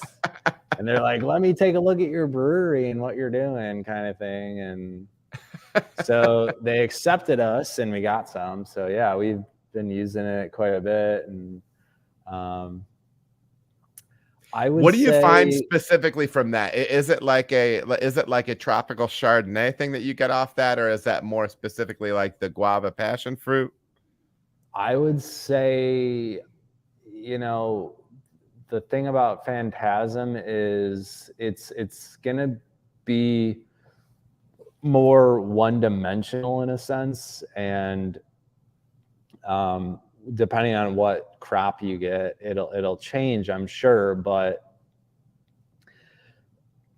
like you can use a ton of it and it's all just passion fruit guava in your face, or you can dial it back. Again, talking about this dialing back, and just add complexity to the beer, then it's just another part of the beer at that point. But I've been looking at Phantasm as like adding complexity versus like making it the star of the beer at this point. The first IPA I made with it, I went all out, and it was like salvo oil and a ton of Phantasm and mash hop to the roof, and people freaking loved it, and people keep talking about it and they keep wanting it, but I'm like, no, let's dial it back. Why did you not what did you not like about it? Was it just too much? Like it is like passion fruit juice. Yeah. And I can get that. And there's even some of the stuff that I've been doing with Helio Gazer, where even, and I'm not trying to go crazy with it, but it's almost like, how much further do I want to take this character? Yeah. Right. Yeah. And like it's not negative, but like at the same time, it's, again, I mean, we're talking a similar language here where, these things are tools. These things are, misuse them. Sure. And even I've even read some stuff, and I'm trying to remember who did it, but they were talking about some side-by-side stuff of just kind of baseline beers brewed with Phantasm, one with Thiolized strain and one not. And then even talking about even in the non-Thiolized beer, some of that character coming through, not like in the same way that it does with the Thiolized strain. Does that sound familiar at all? No, Richard Price up in Escarpment. Yeah. Maybe that was him. Maybe it wasn't. But yeah, that's somebody I follow for a lot of stuff. But, he's got some good stuff, because he was running a bunch of stuff on Kvike as well, right? Oh yeah. Sure. He's friends with, he like made friends Lars with Gerishall. Yeah. Anyway, yeah, I think what were we talking about? I don't know, man. Hey, we're at like an hour 30. Can I do a bathroom break? Is that okay? Absolutely. Let's take a quick break, you guys, and we'll come back. Yeah, thanks. You're good.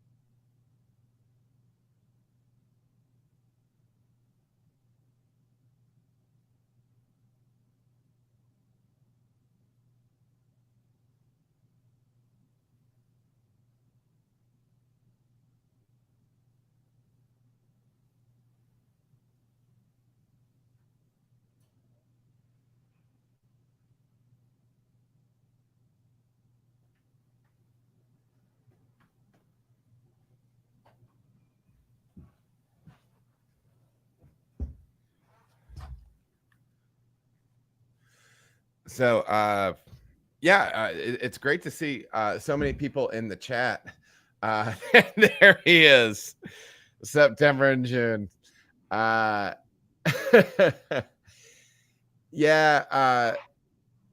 I just want to tell.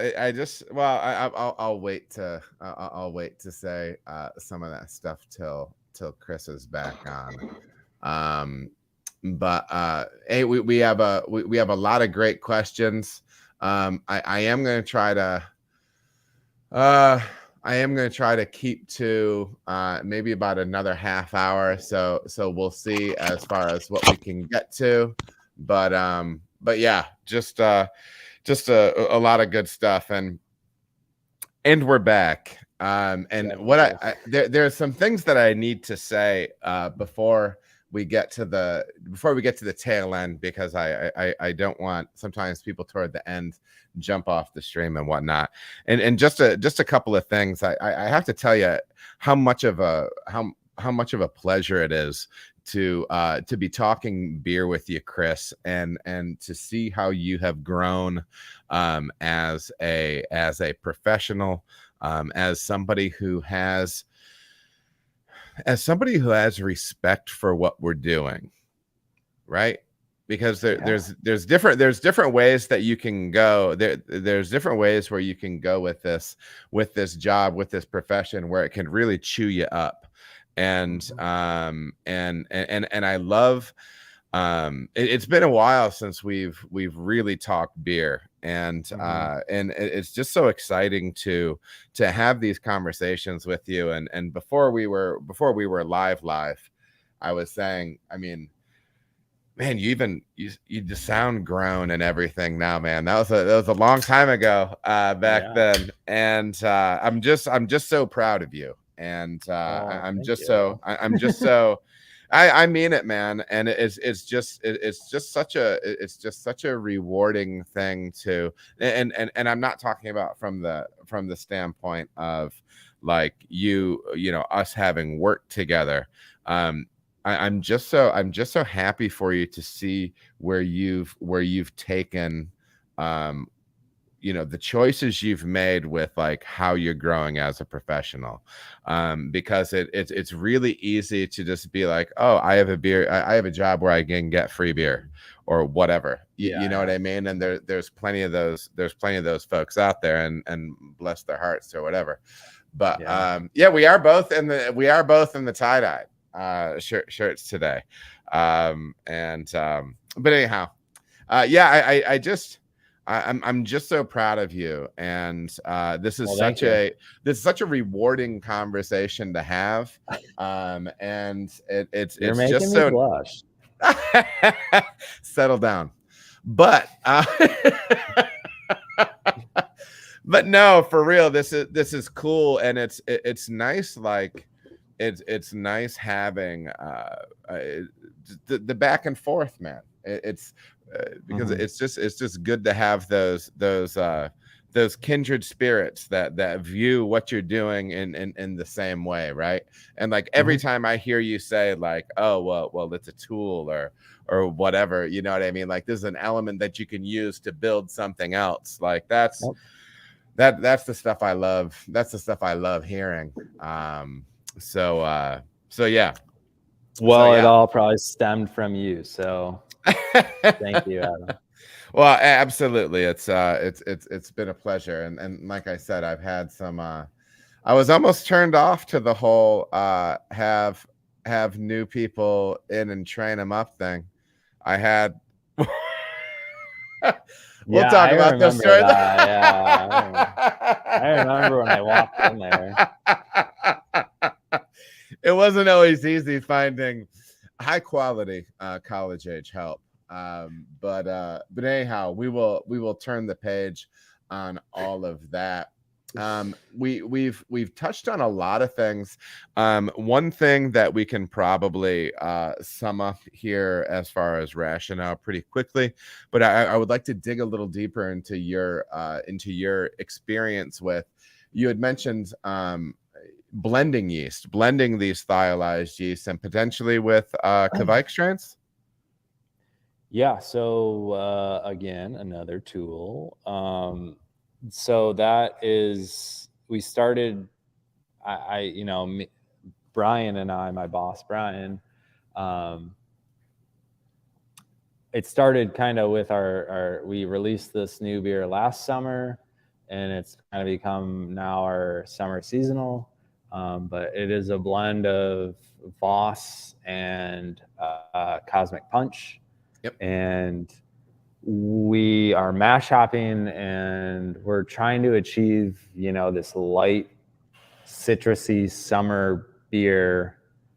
And I think that's where it started. And being Belgian focused, we have also, experimented a little bit, but with further experiments to come with Belgian strains. Specifically, we're talking about like triples or golden strongs. Just throw in some passion fruit, guava, those tropical things. A little like notes to like a golden strong might be nice. Well, and that's exactly where my mind was going, because like a lot of times, and maybe we might have some Belgian gurus in the chat that might want to slap me for saying it, but in my mind, when I think golden strong, I get like white fruit in those, like white fruit, like cool. as in like pear, yeah.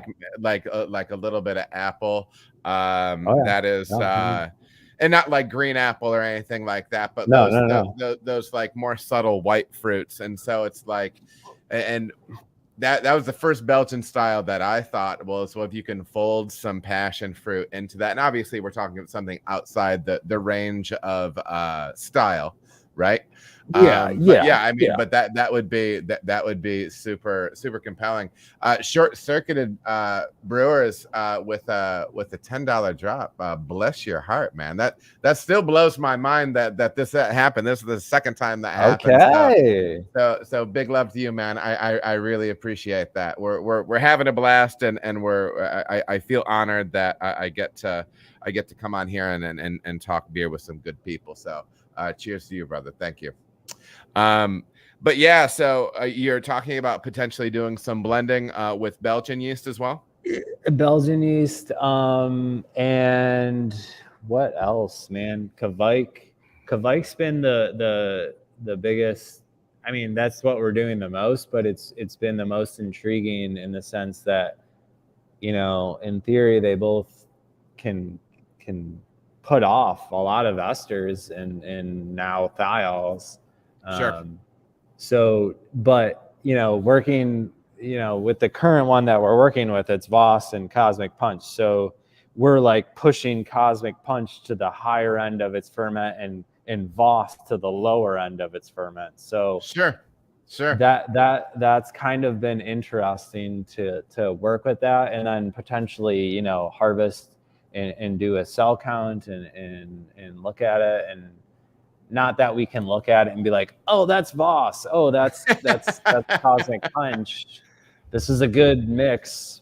Sure. But just trying to figure out at what generation one strain kind of takes over has been our biggest concern. Because you would figure that would be some of the concern, right? Is that something's going to be slightly out competing? And my guess, and I could be wrong, is my guess is Voss is going to win, right? All day. Voss is going to win. Even at a colder temperature. It's so robust. And that's the thing. I remember when I started connecting the dots on some of this stuff, because I've made probably 150 batches of beer with Voss / Hornindal or what have you.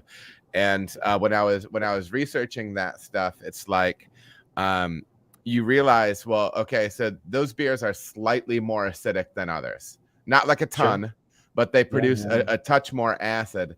And I never realized, and maybe it's a dumb guy answer, but one of the first things that happens in the ferment is a pH drop. And like when you zoom out from like an evolutionary standpoint, it's a way to outcompete, right? So you're going to drop your pH immediately, so you're going to be out competing some other things, right? And so that's the way that those Kvike strains ultimately, and then the vigor of the ferment, that's the way those Kvike strains stay quote unquote pure on Kvike rings and stuff like that, where it beats everything to the punch. Other stuff might be there, but it's gonna beat them, right? So yeah, it's pretty fascinating. Yeah, exactly. Yeah, and they're gonna get in there and rock out. So you're using some blends of that, and again, it's back to that idea of using it as a tool, potentially using blends to dial back some of the that's been a fun thing for us to do. And I'm sure there's other yeast labs out there that do similar things, but we work with Omega.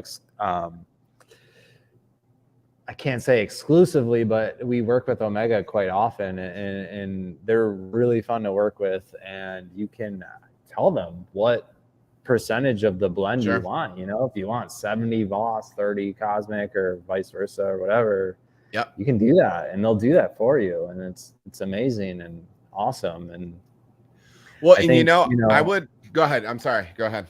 No, I was just gonna say, like, they are super resourceful. I don't mean to like shout. I do mean to shout out Omega, because go for it, man. That's great. Anytime we talk to them, they're super helpful, and they want to make sure that they send exactly what you want out to you. So they are a great yeast company. Well, and to take something in a similar direction, it'll actually bring us back to another idea. You've heard me talk plenty about Imperial. If you've seen my stuff, I've used a couple of their hybrid strains, some released, some not released. And the fascinating thing is, I think those hybrid strains are like they're like, because they don't do GMO. They don't do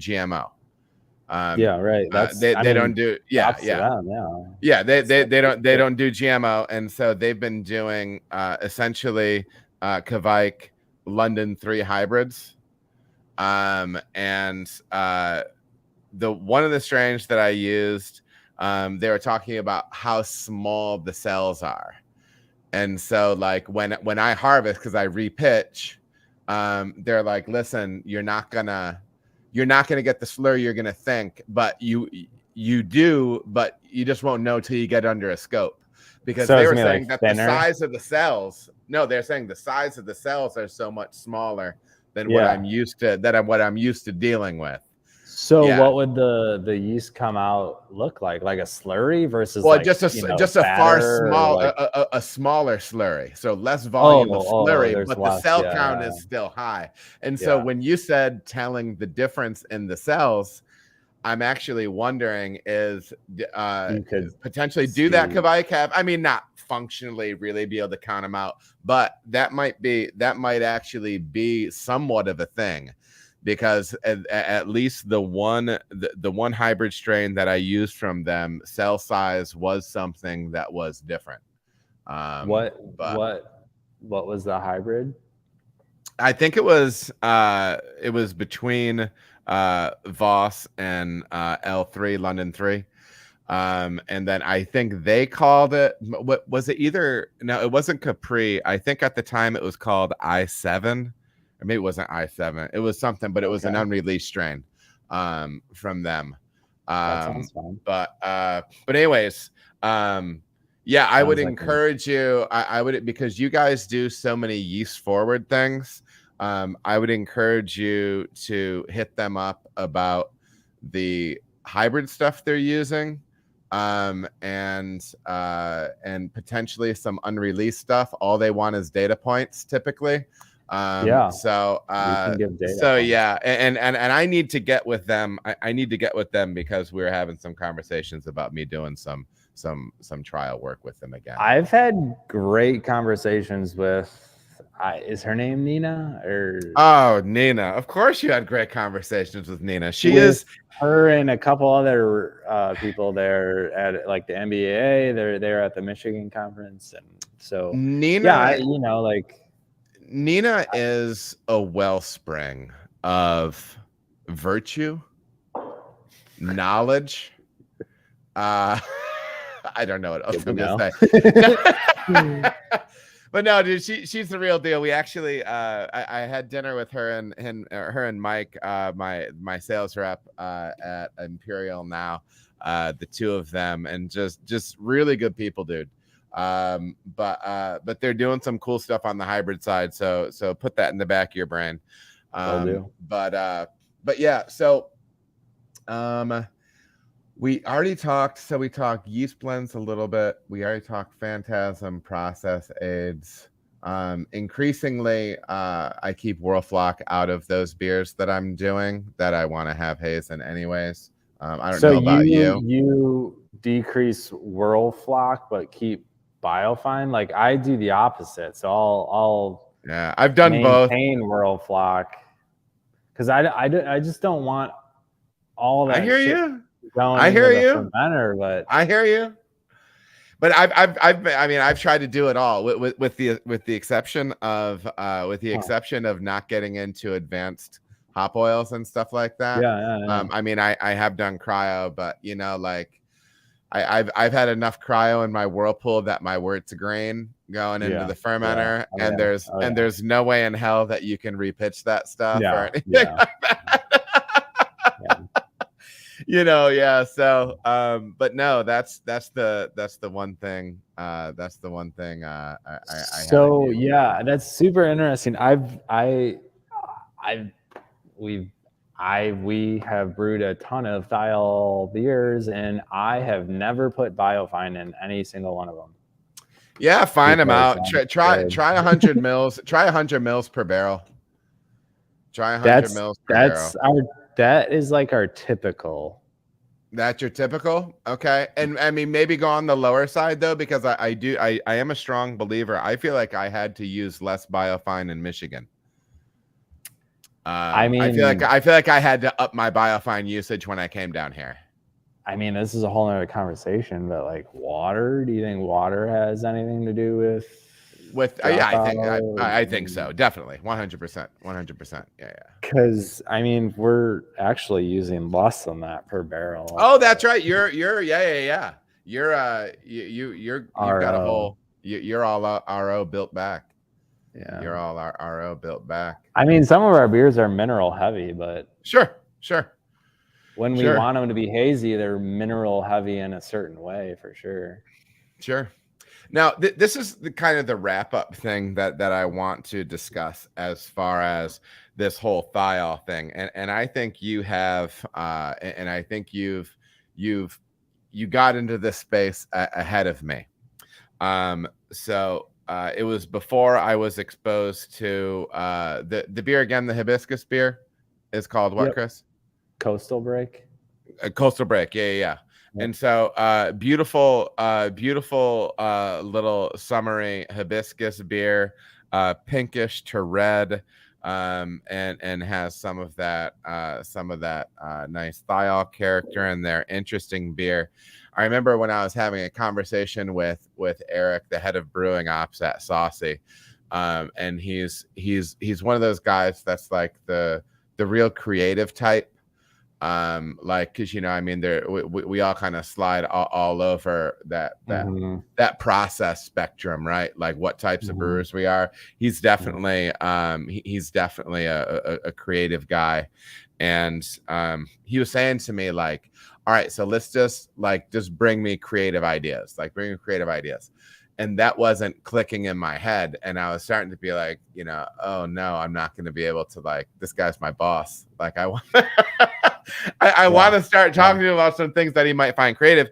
And then so I'm like, well, tell me the things that you're playing with, right? Because creativity in my mind is I need to it helps me to think about a specific ingredient how treating it different ways gets it to express, and then how can we Yeah. apply it to something else. So Mhm. everybody's always talking about thiolized yeast and hoppy beer, but then I started thinking, okay, well, what if we just start taking all these concepts that we can make to make like these bomb IPAs and start using it to make bomb fruit beer and make bombs, right? So just taking a different direction. And then you were already in that space by combining botanicals and things like that. So I think that's some of the stuff that I really start to geek out on at this point, where it's like, so let's take this outside of the realm of IPA. of IPA, right? Like, let's take it just outside of the don't- realm of IPA, and then let's do other stuff. So if you could give me like a little bit of a deep dive on Coastal Break. I talked about it a little bit, but if you could just tell me tell us a little bit more about what that beer is like, that would be really cool. Yeah, so that was something that I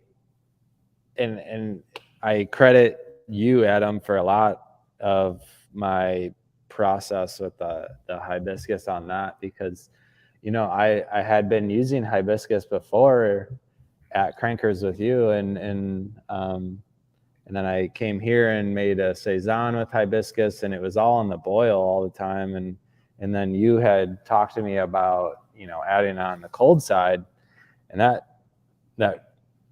got me really interested. So I wanted to try that, and I wanted to just make like essentially like a wine like beer, but like 5%.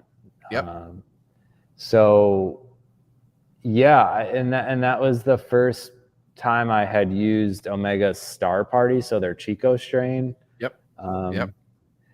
With thiolized Chico strain, and then through Phantasm in the hop stand. So typically when I've been using Phantasm, I've done a couple batches. So last summer, that one string, that was the Phantasm.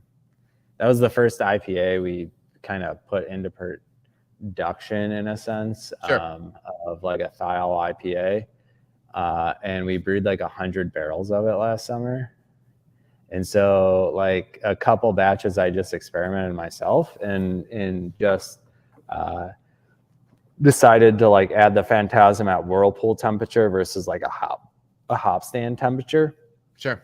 And I truly feel like the whirlpool temperature, it's still too hot for it. And I feel like I did see a reduction in thiol output, but that's not what we're talking about. The Coastal Break, yeah. So I added the Phantasm at hop stand temperature, like 170. It was minimally hopped. I mash hopped it with Cascade, which after doing this mash hop trial, which we just did, I just did sensory on it earlier. The Cascade by far came out the most like passion fruit punch forward, I would say, than anything that we've tasted. So it kind of just worked in that sense. And then fermented it with their Star Party. And I took your advice on the hibiscus edition. And so, adding it cold side and letting it steep literally like 2 days, and it's pink as hell. Like the foam is. How many pounds per barrel did you end up going with that?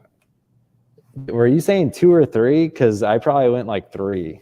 Yeah, man. And so we've actually, or 2.5, maybe 2.5. Yeah. Okay, like 50 pounds. We've passed the baton back and forth on this beer, because you were making a beer with hibiscus and rose hips. Yep. So then I made a beer with hibiscus and rose hips, and then I separated them, and I made one all hibiscus and then one all rose hips. And then I'm like, okay, so what I prefer is hibiscus. So then I went Then I went 1 pound per barrel. Then I went 2 pounds per barrel. Then I went 3, and then I went up to 4 pounds per barrel. 4 pounds per barrel was too much. Now I could potentially still make something out of that, but I have to handle the whole thing differently. But then for me also, when I'm doing 3 pounds per barrel in the bright, there's no bitterness in that beer. So like I don't put any bitterness in. For me, the acidity of that beer drops down. The pH of that beer drops down to 3.0. And it gets tart and it's tannic, and you actually have to like worry about your tannins a little bit. And so a lot of times, like I'll try to push up my residual sweetness with like a really low Lovabond crystal malt. And so like I'll use like a Crystal 3 and jack that up to, that might be 15 to 20%. Crystal 3 from Crystal Wheat from Malt Europe. I've heard you talking about that. I use it like simple syrup in a cocktail, man. So but I think that hibiscus beer that I do might be 15 to 20% off the top of my head. 15 to 20% Crystal 3. Okay, yeah. Because it's so tart and it has so much tannin to it. And I've actually taken that beer down to just 24 hours. I've increased the number of mesh bags that I put in it. So there's more surface area, and I just keep blasting CO2 through it, and then I just transfer it completely into another bright. Yeah. But yeah, and then you can almost get like a fruit punch type density of color. Yeah, it is pretty like rad. Yeah. Punch, yeah.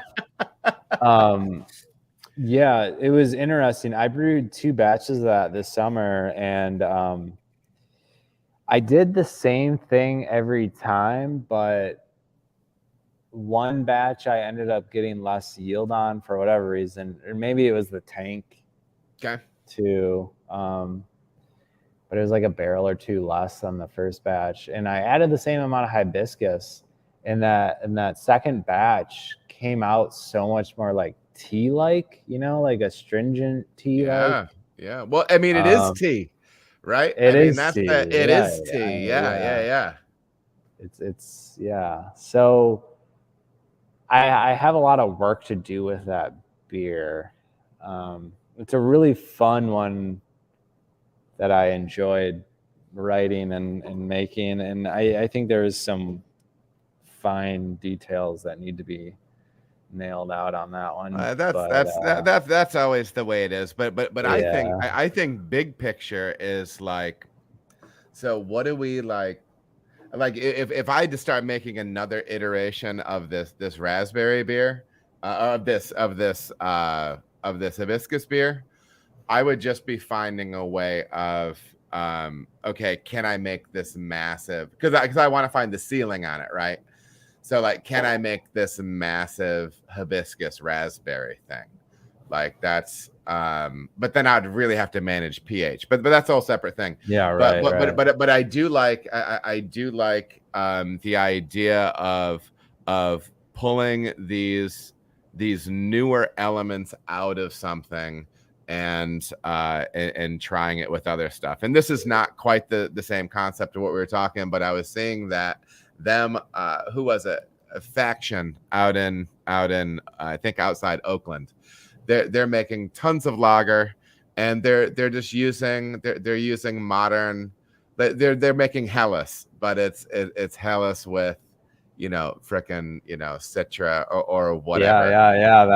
That's fun. That's super and fun. There's nothing wrong with that, you know what I mean? Like it's just something, and that's not like the most mind-blowing thing ever, but it's like I think that is what we should be doing when new ingredients hit. You need to understand them, find out upper limits, lower limits, different techniques, and then we should immediately be trying to insert them into other beer styles, because I think that's where the real wins are going to be coming.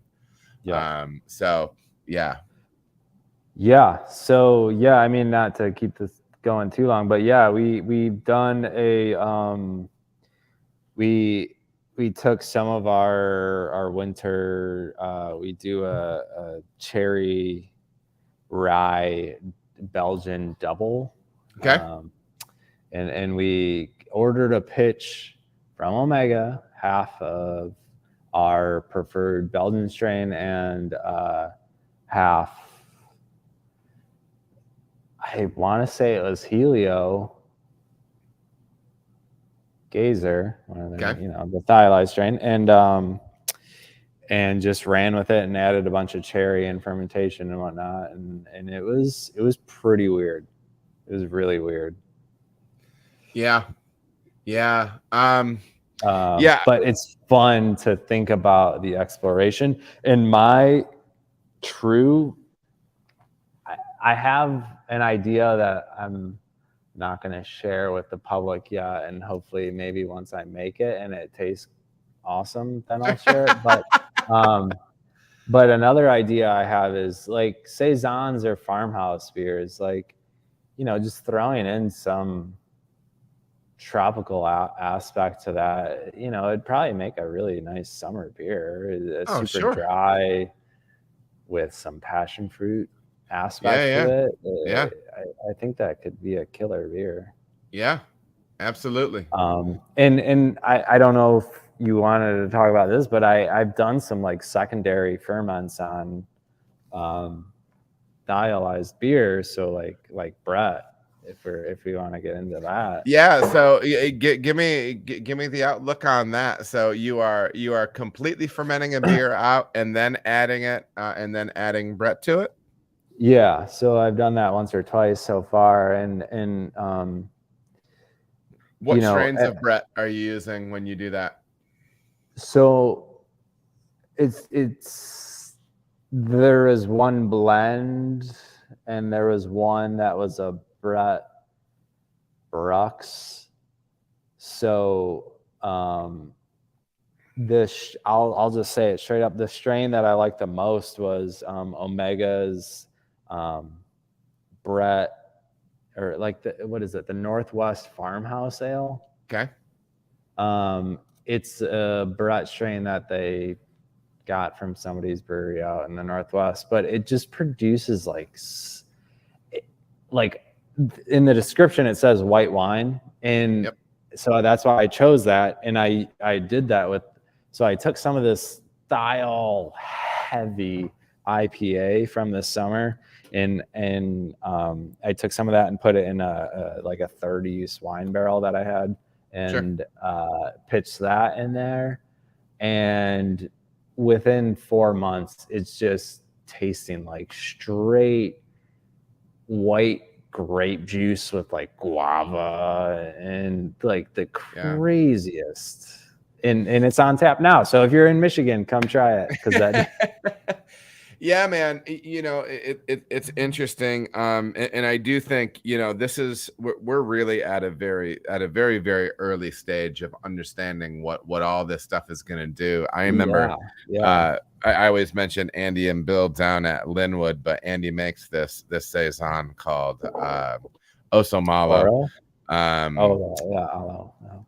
And he's getting he's dry hopping that saison, and then the Brett does its thing and interacts with that dry hop, man. And he's making some beautiful pineapple juice down there, man. And that's even making it sound like it's just so dynamic, and it has this beautiful Brett character, but just this super expressive pineapple notes, both in the aromatics and in the taste. But that dryness, dude, it's one of my all-time favorite beers.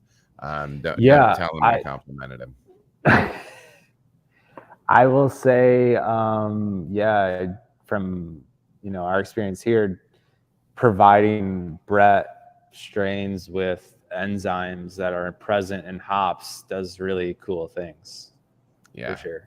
Yeah, and it's just one of those elements. Well, listen, this was really terrific. I'm very thankful to everybody in the chat that jumped in. There was a couple of things on the question side. Phil Shaw, I think this is the first time I'm seeing your name, Phil. If it's not, I apologize. But anyhow, welcome. Phil asked any correlation with thiol compounds and Yakima Chief's research on survivables. I'm going to Chris, if you go ahead and say what you have to say, and if you don't have much, I can kick in the little bit that I know. What I know on that is it a different range of compounds? That this is a little bit of a guess on like, yeah. They're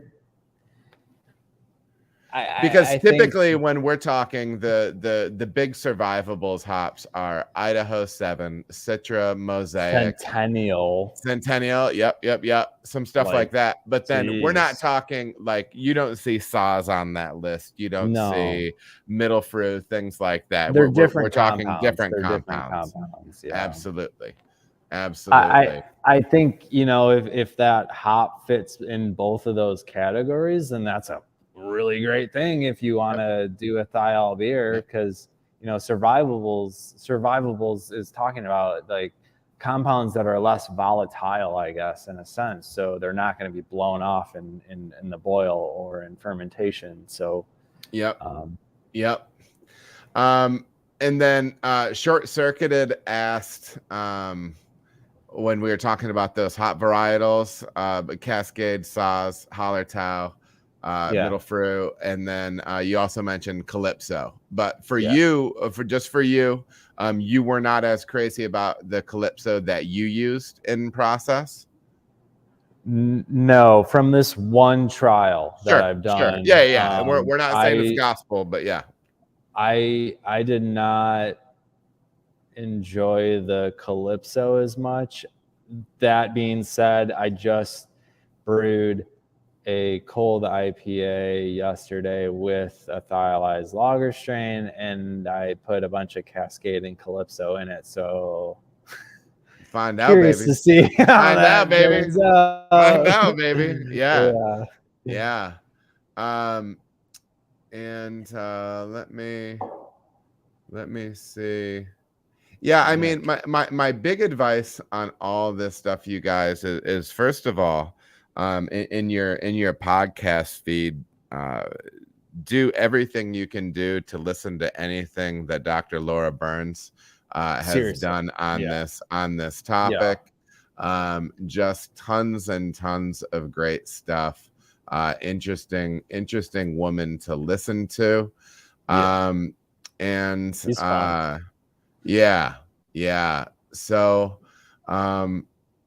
I think I do have a list of resources at the end if you. Yeah, man. Actually, go ahead and read some of the things off that you would recommend. I think that's fantastic. So you're well prepared, Christopher. I tried to be. So Omega Yeast Labs, you know, they have a side project going called Top Crop. It's kind of their information database, in a sense. So they're explaining a lot of cool experiments they're doing and a lot of research that they're really diving into. But topcrop.co, I think, is actually what it is on the internets. But they talk about thiols and a bunch of crazy cool things that they've totally dived into. Escarpment Labs in Canada. They're super awesome. Richard Price is a super cool dude. And it looks like Priest. It's not spelled like it's not spelled Price. Well, no, I think it is Price, but it crossed me up at first. So now I think I'm almost positive it's Price, but it is spelled like Prie. Well, now you got me thinking. Or something. Well, you're sorry, right. Rich. No. Believe me, you're right. but just don't be thrown off. That is who you're looking for. You're not reading the wrong person. But So continue. I didn't mean to cut you off. Escarpment, if you go on their website, they have a whole section for like information and like blogs that they do themselves. They talk a lot about thiols and biotransformation, a ton of information on Kvike because they work with Lars himself. And then obviously Adam brings them up all the time. Scott Janish, all his blog posts. I'm not going to go any further than that. But then if you're a member of the MBAA, the Master Brewers Association of the Americas, or whatever. Yep. There's a couple newer podcasts that came out, and you can probably find them on Spotify. So it doesn't matter if you're a member on whatever streaming device you have. Episode 195, thiol releasing capability of brewer's yeast, is a really good one. And then episode 268, which is a newer one, free thiol release. They bring in Cécile Chenot from a school over in Europe, and really mind-bending stuff if you want to get really scientific. And then one more, my buddy Brian Tennis, who runs Hop Alliance, Michigan Hop Alliance, just sent me this new article from pretty much the craft beer and brewing whatever website, Hops Insider, evolving quest for more thiols. Yeah. All those are super. Yep. I mean, that's pretty much what I live my life on. And I would say for me, the biggest article was the Scott Janish one on the locksmith. Locksmith. It's one of his last ones. Just great. And that was basically done in conjunction with Laura Burns from Omega. If that's where you're gonna start there, right there. Yeah, and I think that one just nutshells everything for in my mind. And then there's, like you said, you mentioned there's tons and tons of stuff. So there's going to be new research coming out by the month every year for the next 10 years about thiols. Yeah. So. Well, listen, dude, this was really, really great. This is I was telling my wife when we took a break, I can't believe how fun this is to do. And it's nice that some other people like watching us talk about it as well. But this was absolutely a blast. And once again, I just want to thank you. Please, if you are in Michigan, please make sure to check out Stormcloud Brewing in Frankfurt. Frankfurt. And we will be, this is a little plug, we will be at the Michigan Brewers Guild conference in, the Winter Beer Fest in Grand Rapids a week from tomorrow.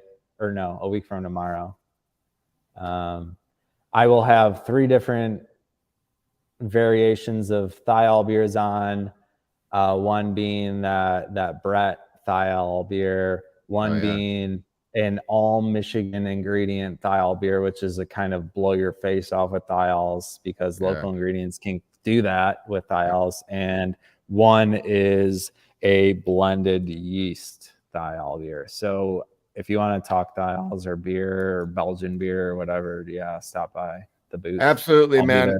I love those guys up there at Stormcloud. Good people, making some great beers and very, very cool stuff. So, and if you don't travel to Michigan, you should maybe check it out in the summer.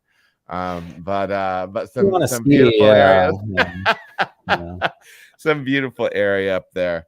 But once again, just Chris, just on a personal level, man, what a thrill this was to talk beer with you and to see how much you've grown. I'm so proud of you. And this was just the best. I love you. We'll stay in touch and we're gonna keep doing this beer thing. How about that? Let's talk Belgian beer next time.